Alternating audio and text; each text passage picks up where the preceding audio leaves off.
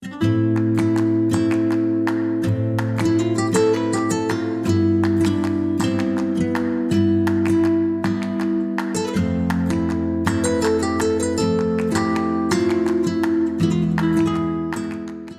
again, new and loyal contributors and subscribers to New Discourses. This is James Lindsay. You're listening to James Lindsay Only Subs, my subscribers only podcast. And of course, as always, although I don't say it or show it enough, you have my gratitude for your support. I'm recording this. You are not listening to this on, but I'm recording this on January 7th. Which is to say January 6th. Again, because yesterday was January 6th. And the day before that was January 6th. And the day before that was January 6th. And according to the New York Times, as they published on the 1st of January this year, every day since January 6th of last year is January 6th. Every day is January 6th now. That's the headline from the New York Times. Every day is January 6th. And of course, what's their point? Their point is that that's a day, the preposterous pseudo-reality that the left is trying to spin here, the Democrats are trying to spin here. Every day is now a day that we have to reckon with the fact that Trumpers allegedly tried to pull an insurrection and overthrow our democracy, where of course our democracy for leftoids is their bid for communism and domination. But I just want to connect a dot for you. You've heard this before if you're a New Discourses podcast listener, which you probably are. You have to understand that repressive tolerance from Herbert Marcuse, I put this on Twitter, you probably knew this was coming. Repressive tolerance from 1965 by Herbert Marcuse is that headline. It has come to life. So I'm just going to read a little piece of repressive tolerance to you and remind you of what it says so that you can understand that when the New York Times publishes an article with the headline, every day is January 6th now, given what preposterous things they want to believe about January 6th, you can see where this comes from. Because I keep trying to tell people we live in the logic of Herbert Marcuse's philosophy from the 1960s. In particular, we live under the logic of repressive tolerance. So this is a part from fairly far down in the essay. This is, in fact, the thesis statement of the essay, and then a little bit past that, a few paragraphs worth. So let's just read through it again to remind you. Remember, the context that you cannot lose track of for this is every day is January 6th now. In other words, every day is a day that we have to reckon with the fact that MAGA and President Trump attempted a so-called insurrection of the government. They're going to overthrow the United States government and interrupt our democracy. You have to have a very breathy, feverishly scared voice because who knows, you could have died and then everybody's going to want to date you. You never know. So what does Marcuse say? Because every day is January 6th. He says liberating tolerance then would mean intolerance against movements from the right and toleration of movements from the left. And if you don't understand that January 6th being a mild, somewhat disgraceful event that probably involved things you shouldn't say on podcasts that play on YouTube or whatever, like federal government involvement. But it will say that it was a minor protest and riot, minorly, possibly even adequate to say that it was a shameful event in some regards, for whatever set of reasons that it occurred. You have this minor event from the right. A year later, people are on the left are just shitting their pants about it still, pretending like it's this big issue, having vigils that were organized by Antifa and all this other nonsense, right? After literally months of cities, including DC, being on fire as Black Lives Matter and Antifa raged in the wake of the death of George Floyd, as though that somehow, if I recall correctly, we're supposed to remember that that's the voice of the unheard speaking or some shit. So liberating tolerance then would mean intolerance against movements from the right. Stop the steal shall not be tolerated. In fact, it's going to be the worst thing that ever happened in America because it got somewhat out of hand, probably for reasons that are not even organic.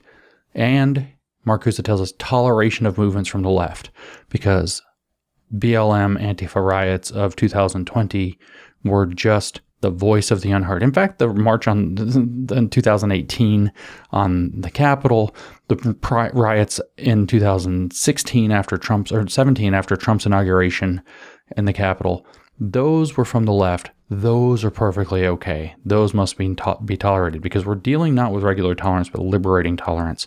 And every day is January 6th now. Liberating tolerance then would mean intolerance against movements from the right and toleration of movements from the left. As to the scope of this tolerance, Marcuse teaches us, and intolerance, it would extend to the stage of action as well as of discussion and propaganda, of deed as well as of word. So we're going to be absolutely intolerant of deed and word on the right, nevertheless, to say nothing of action, and we're going to be tolerant of cities on fire from the left. He tells us this explicitly. We live in the logic of this philosopher, this Marxist philosopher from the 1960s. We live in his logic, and this essay is kind of like the enforcement arm of his logic. The traditional criterion, he says, and this is very important, because every day is January 6th now. The traditional criterion of clear and present danger seems no longer adequate to a stage where the whole society is in the situation of the theater audience when somebody cries, fire. It is a situation in which the total catastrophe could be triggered off any moment, not only by a technical error, but also by a rational miscalculation of risks or by a rash speech of one of the leaders. Now, what he's talking about there is nuclear calamity, and we'll give him a little credit writing that in the 60s. There were nearly technical errors that started nuclear wars. NORAD missile defense at one point detected the rising moon and thought it was an incoming missile volley over Norway and was ready to fire the counterstrike, and luckily cooler heads prevailed, and they did not fire nukes at the Soviet Union because their machine picked up the moon thinking it was missiles coming in. So technical error, rational miscalculation of risks, or a rash speech of one of the leaders. Remember how they freaked out when Donald Trump called Kim Jong, which one is he? Whichever the fuck one it is. Now the little fat, he said he wasn't going to call him fat, and then he called him Rocket Man, and they all lost his mind. I lost my mind. I was like, we're going to have a nuclear disaster by a rash speech of one of the leaders. And so we live in this is the situation that they're envisioning. And of course, January 6th is tied up with that. And January 6th is also tied up with the idea that our democracy is going to be destroyed. The total catastrophe could be triggered off at any moment by a rash speech of one of the leaders. So Marcuse says in past and different circumstances, the speeches of the fascist and Nazi leaders were an immediate prologue to the massacre. But that's exactly what they're saying January 6th was about. Trump gave this speech, said, go tell them at the Capitol what's up. People go down to the Capitol, yell. Next thing you know, it's a riot. It's an insurrection. Oh my God. AOC died 6 times that day, as it turned out. She wasn't in the building, but I digress. The distance between the propaganda and the action, between the organization and its release on the people, had become too short. That's what Marcuse says. So the speeches of Trump were the immediate prologue to the insurrection. The distance between the propaganda and the action, between the organization and its release on the people, had become too short. So we live in this essay. Every day is January 6th now. We haven't got to that part of the essay yet. But the spreading of the word could have been stopped before it was too late, Marcuse tells us. If democratic tolerance had been withdrawn when the future leaders started their campaign, mankind would have had the chance of avoiding Auschwitz and a world war. So we better take Trump off of Twitter now, specifically because of that. We just have to withdraw democratic tolerance when the future leaders might begin their campaign as no longer being present. Mankind could be spared the chance of avoiding Auschwitz and a world war. I'm telling you, we live in this essay. And here's where we get to the part, though. Every day is January 6th now. Every day is a day where clear and present danger to our democracy is exhibited. Every day is a day when these pestilential deplorables without their vaccines could ruin society. And what does Marcuse say following up this statement that if we just withdrew tolerance, democratic tolerance from the leaders, that we could prevent terrible things? Marcuse goes on to say the whole post-fascist period is one of clear and present danger. In other words, every day is January 6th now. The whole post-January 6th period is one of clear and present danger. It's all it takes is to change that one thing. We live in this essay. The whole post-fascist period is one of clear and present danger. Consequently, true pacification requires the withdrawal of tolerance before the deed at the stage of communication in word, print, and picture. Got to get him off Twitter. Got to get him off social media.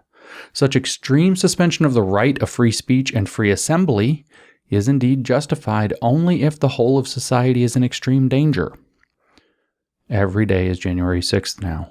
So therefore, extreme suspension of the right of free speech and free assembly is justified because the society is in extreme danger, because every day is January 6th now. And so we continue. I maintain, Herbert says, Marcuse says, I maintain that our society is in such an emergency situation and that it has become the normal state of affairs. Every day is January 6th. Now, New York Times. Different opinions and philosophies can no longer compete peacefully for adherence and persuasion on rational grounds.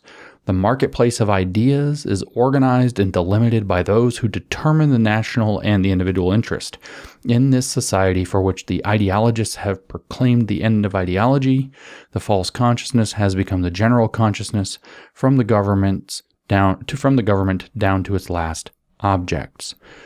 The small and powerless minorities which struggle against the false consciousness and its beneficiaries must be helped. Because it's January 6th, we have to have critical race theory. We have to have queer theory. We have to indoctrinate our children.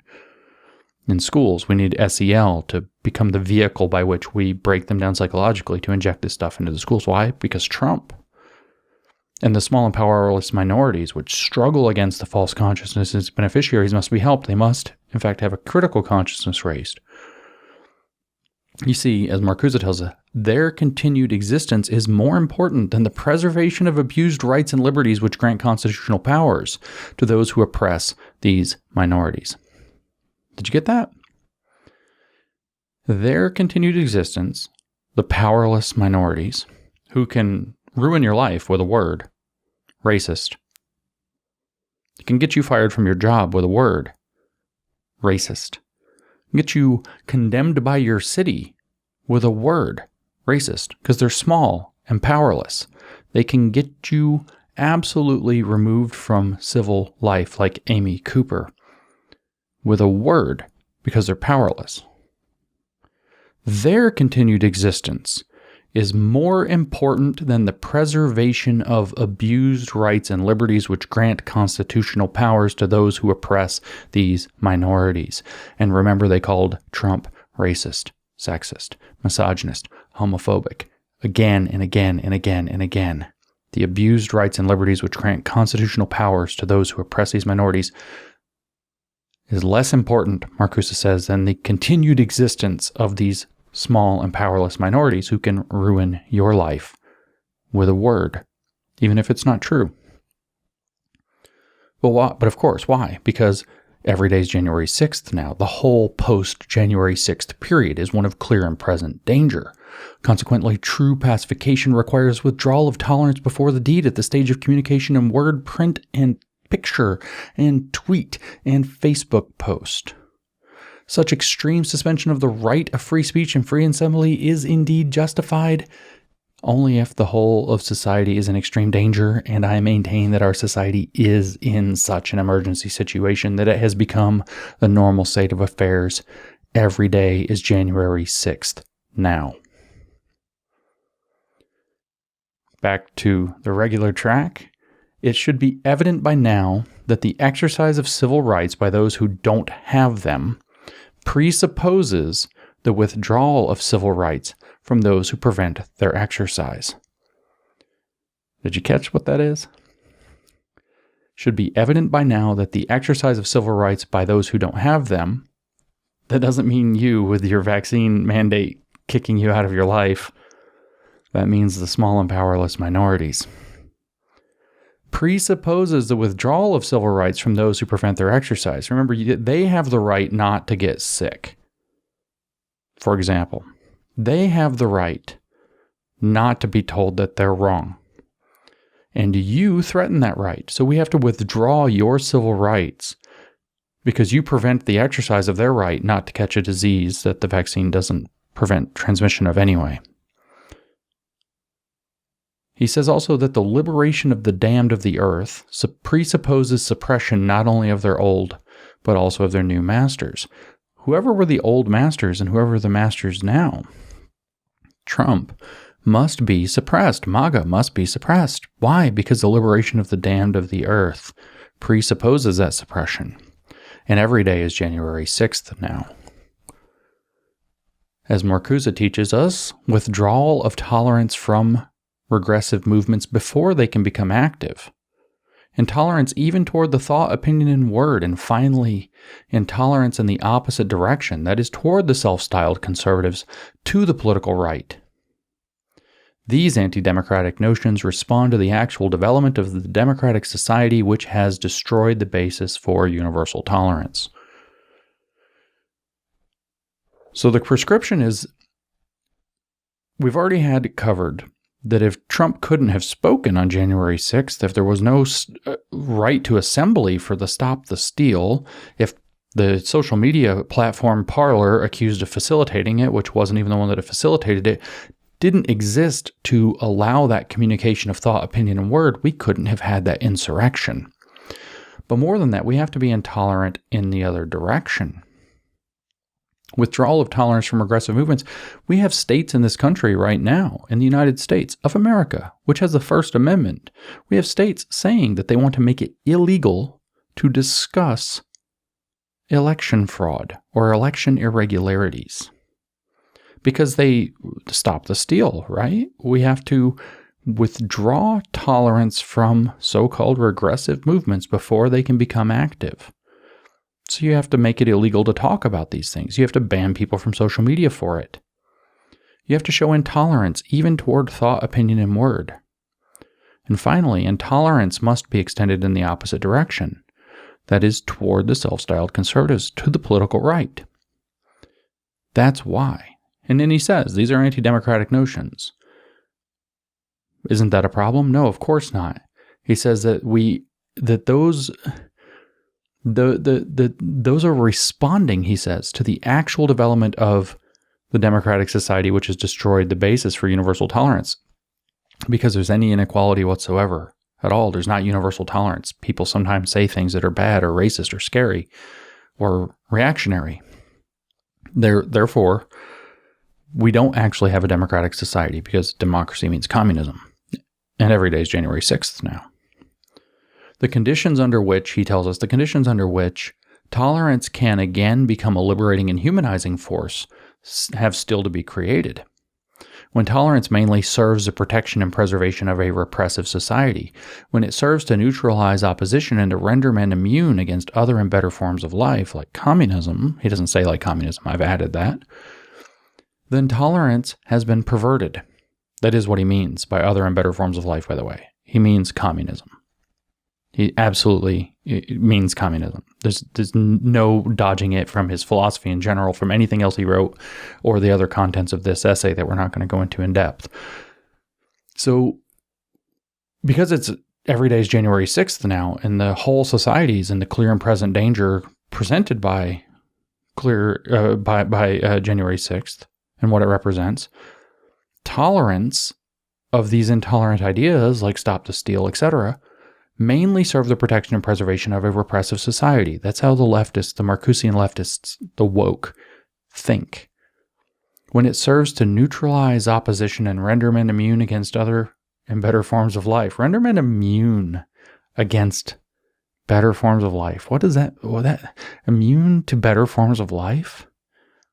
Because it's communism that he's talking about. It means immune from being infected with the idea that this utopian nonsense is possible. But he says if you call it tolerance to be able to argue against communism, then tolerance has been perverted.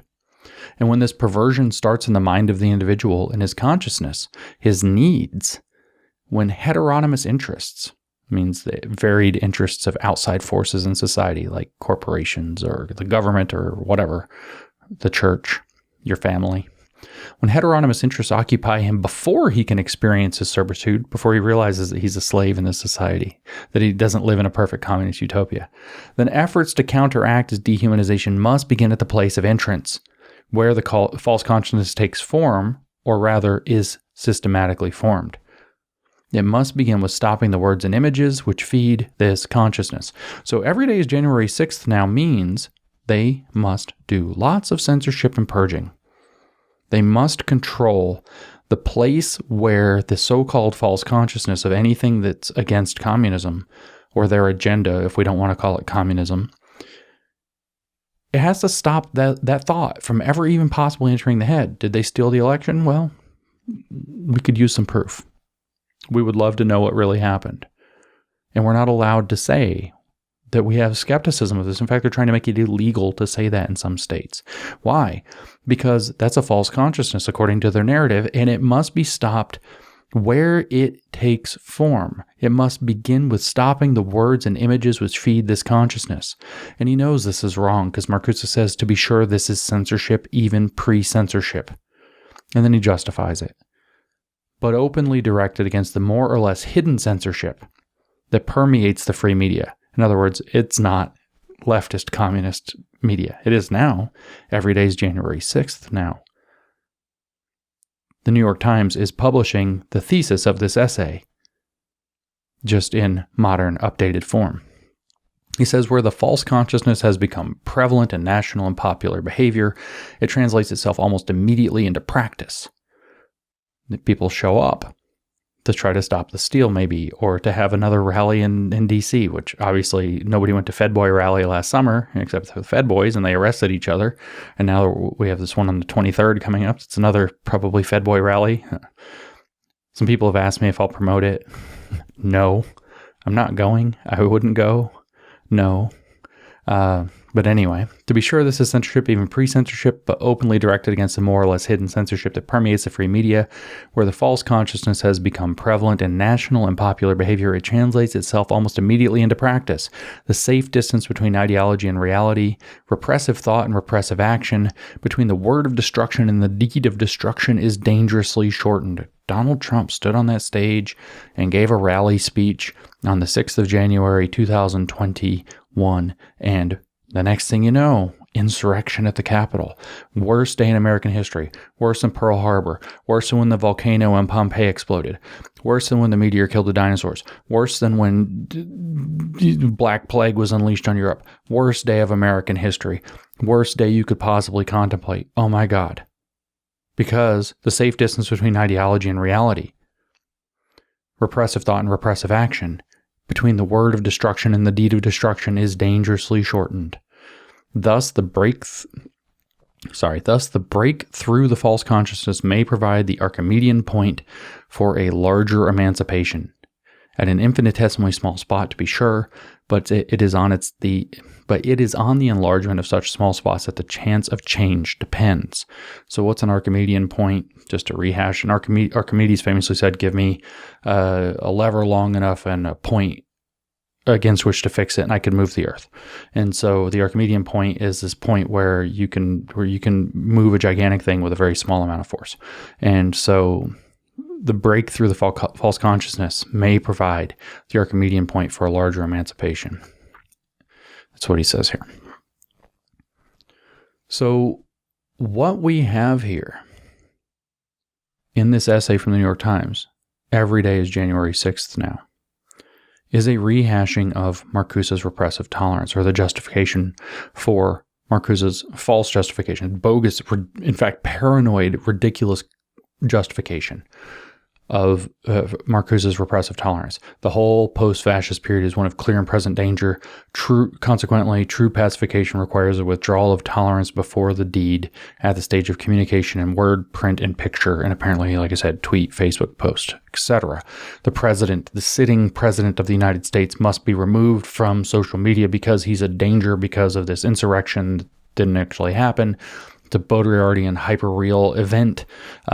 January 6th did not take place, to paraphrase John Baudrillard. It is a farce masquerading as an atrocity or as an insurrection. And so which is, Baudrillard was saying that the Gulf War didn't really take place. There were things that happened and there was an atrocity, but the real thing that we think of as the Gulf, or the thing that we think of the Gulf War as the Gulf War, was a hyper-real media production, primarily on CNN, sold to the American public. The Gulf War didn't actually take place. The thing that people think is the Gulf War is a fabrication. That's Baudrillard's point. I'm not taking Baudrillard's side on that point or not. I'm saying that the same point applies. January 6th did not take place. But every day is January 6th now. Every day is this hyper-real January 6th simulacrum of a post-fascist period of clear and present danger. It's the pretense of clear and present danger for the justification of the withdrawal of tolerance before the deed at the stage of communication in word, print, and picture, including censorship and pre-censorship, because they believe that they can convince a large section of their base that there was an existential threat to this country and democracy represented in the deeds of January 6th.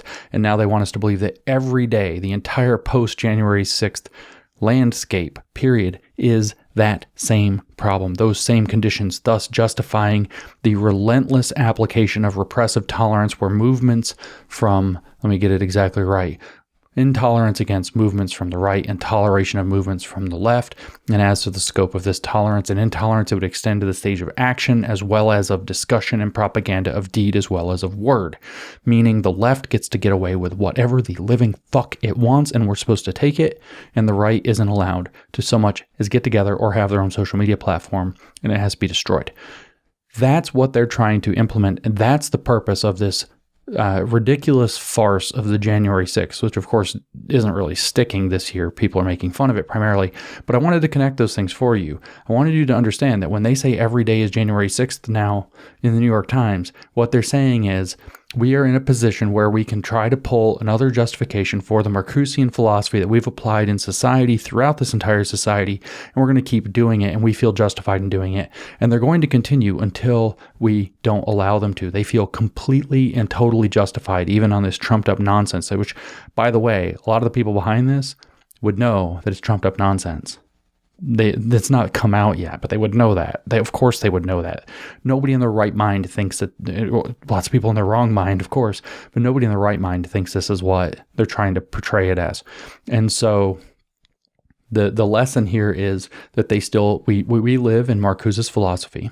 We in particular are under the thumb of repressive tolerance, and we are being subjected to even more justification for repressive tolerance as a result of the narrative that they've woven around this January 6th farce.